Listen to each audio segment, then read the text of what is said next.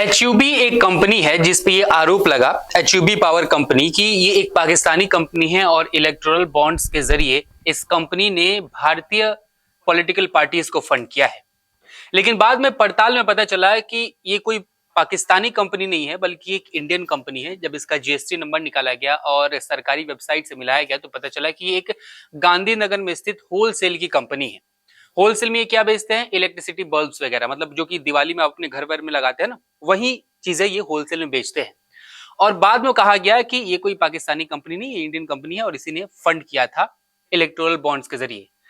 अब ये तो आपको पता चल गया कि एक पाकिस्तानी कंपनी है, लेकिन क्या आप जानते हैं जब न्यूज 24 ने पड़ताल की कि ये जो HUB कंपनी है वो कितना काम करती है, कितने पैसे हैं इसके पास और कितना ज्यादा फंड दिया है, कैसे फंड दिया है, तब चौंकाने वाला खुलासा हुआ।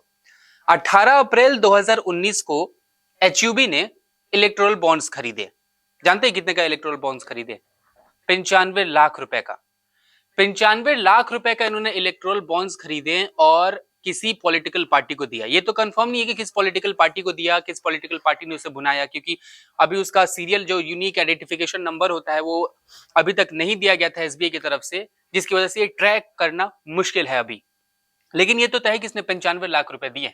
अब जब आप इस दुकान को देखिएगा, जब आप इस होलसेल की दुकान को देखिएगा, तो एक नॉर्मल से थिंकिंग आपके दिमाग में भी आएगी, मेरे दिमाग में भी आई और लोगों के दिमाग में भी आएगी कि आखिर ये कंपनी जो होलसेल में काम कर रही है, जिसका टर्नओवर 50 से 90 लाख के आसपास का है, वो कैसे 95 लाख रुपए का चंदा एक दिन में दे सकती है?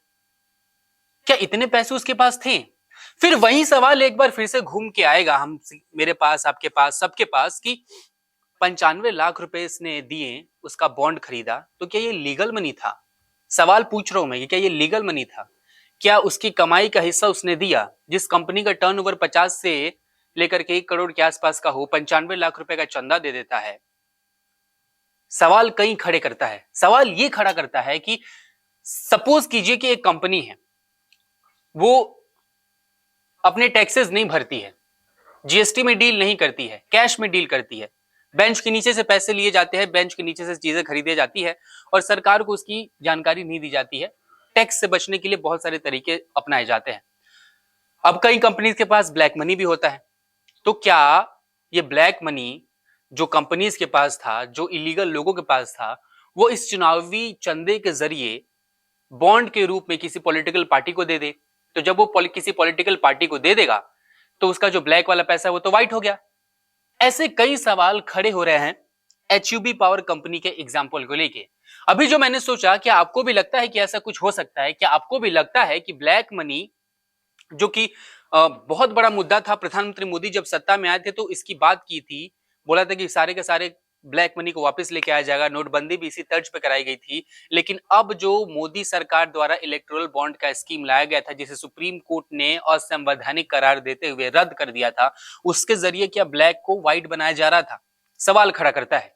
वीडियो कैसा लगा कमेंट में जरूर बताएं। नमस्कार, मैं हूं मानक गुप्ता।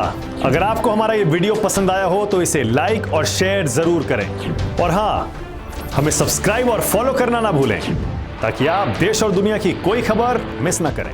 तो जुड़े रहिए हमारे साथ और देखते रहिए News 24।